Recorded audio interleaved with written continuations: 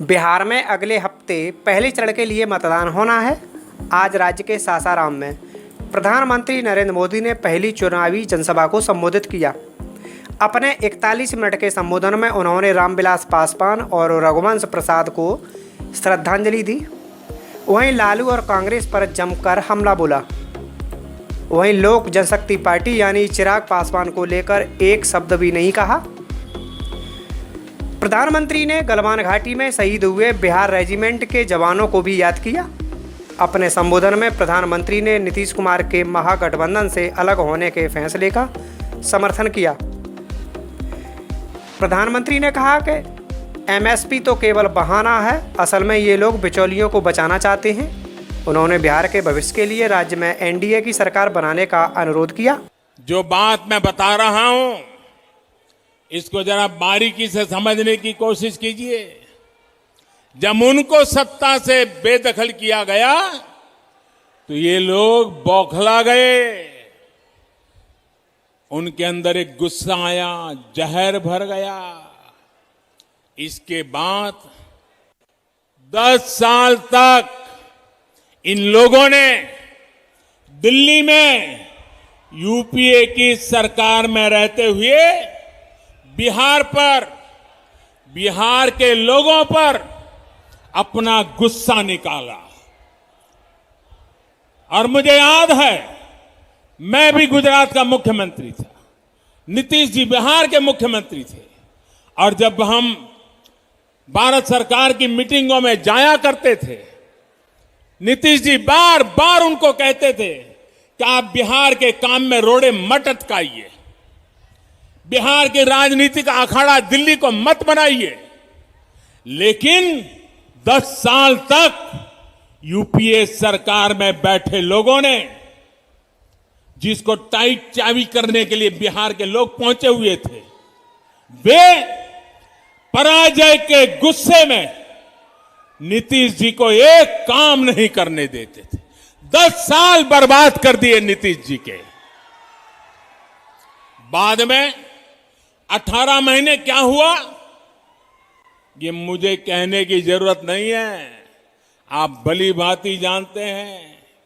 इन 18 महीनों में परिवार ने क्या क्या किया, कैसे कैसे खेल किए, कौन सी बातें अखबारों में छाई रहती थी, कौन सी बातें टीवी वालों को भाती थी, ये बातें मुझे कहने की जरूरत नहीं है। बिहार और देश के लोगों से छिपा नहीं है। जब नीतीश जी इस खेल को भांप गए, ये समझ गए कि इन लोगों के साथ रहते हुए बिहार का भला तो छोड़िए, बिहार और 15 साल पीछे चला जाएगा, तो उन्हें सत्ता छोड़ने का फैसला लेना पड़ा। साथियों, बिहार के लिए, बिहार के उज्जवल भविष्य के लिए हम फिर एक बार नीतीश जी के साथ आए। साथियों, 2014 में प्रधान सेवक बनने के बाद यह आंकड़ा लोगों को याद नहीं आ रहा है, बिहार में याद कराना पड़ेगा। मुझे नीतीश जी के साथ कंधे से कंधा मिलाकर काम करने के लिए सिर्फ 3-4 साल का ही मौका मिला है। बाकी तो यूपीए के साथ संघर्ष करने में बिहार का टाइम गया है।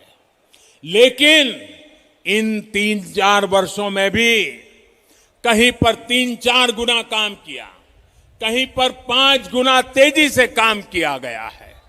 साथियों, आज एनडीए के सभी दल मिलकर आत्मनिर्भर, आत्मविश्वासी बिहार के निर्माण में जुटे हैं। बिहार को अभी भी विकास के सफर में मीलों आगे जाना है, नई बुलंदी की तरफ उड़ान भरनी है।